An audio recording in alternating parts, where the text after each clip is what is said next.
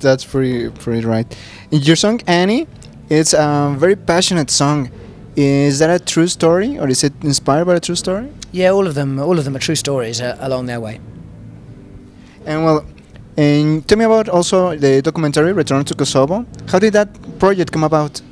Obviously, I went to Kosovo as a soldier, and so for me it was a really amazing opportunity to go back and play a concert to some soldiers and some Serbs and some Kosovar Albanians, to gather people in a room whose families had previously been murdering each other, but still for an hour and a half for them to stand side by side and listen to music and realise that we're bound by a common sense of humanity. And I went round and I looked around Kosovo itself to the places I'd been and tried to find the families who I'd met whilst I was there. So amazing, and I'm really lucky that music should allow me to go back. It wasn't necessarily a happy memory, but it was still an amazingly worthwhile journey. You also had raised funds for Doctors Without Borders. When was your first encounter with them? I saw Doctors Without Borders when I was in Kosovo, and we were there as soldiers doing what we thought was a tough job, but they were doctors who had volunteered to come there and save people's lives, and for me they're the real celebrities of the world, and for me I really enjoy raising awareness for them now, and if we can, raising funds as well. And tell me about your latest single, it's Love, Love, Love, and the music video. Love, Love, Love is a pretty raw song. It's about the self-destruct, really, on a relationship. It harks back to the 60s and a kind of happy era, particularly in the video as well, but it's a pretty raw and desperate song. And did you give any ideas for the videos? I noticed something in your first album. Your songs were like really sweet, but the videos were not exactly dark, but were like, I don't know, like contrast. I don't know, for instance, in the first video, you jump from cliff, and there's another video when you are like buried underground, only with your neck up. Do you give any of those ideas, or you just choose the best director for that? No, I try and contribute to the videos as well. I normally work with professionals and directors who have brilliant ideas, but normally try and tie in with them. And, you know, most of the songs actually might come across as sweet and innocent and happy, but most of them are quite dark in their lyrics if one focuses on them.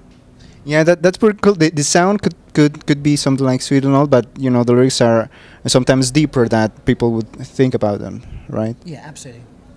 Well, is there any other co-writer that you haven't worked with that you would like to collaborate in the future? I haven't thought of any, no. You know, I write songs as I go, and then sometimes opportunities arise, but I haven't planned anything. So, you know, is there always a chance to work with? You just go with the flow? Yeah, you know, if something arrives, then I might seize the opportunity, but I don't necessarily, you know, have ideas at this stage. I think, you know, I'll jump on that when it comes.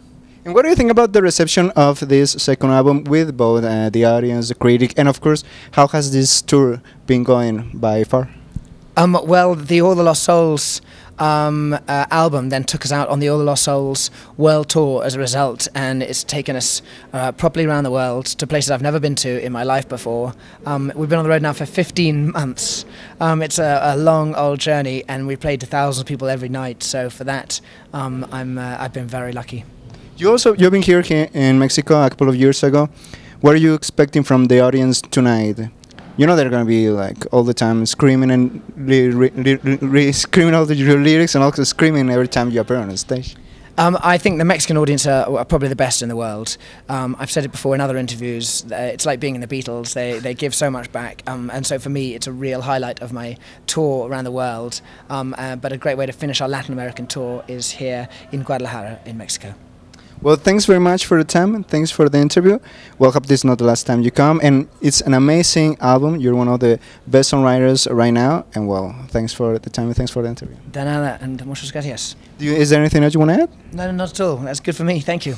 Thank you very much. Continuamos en Fahrenheit.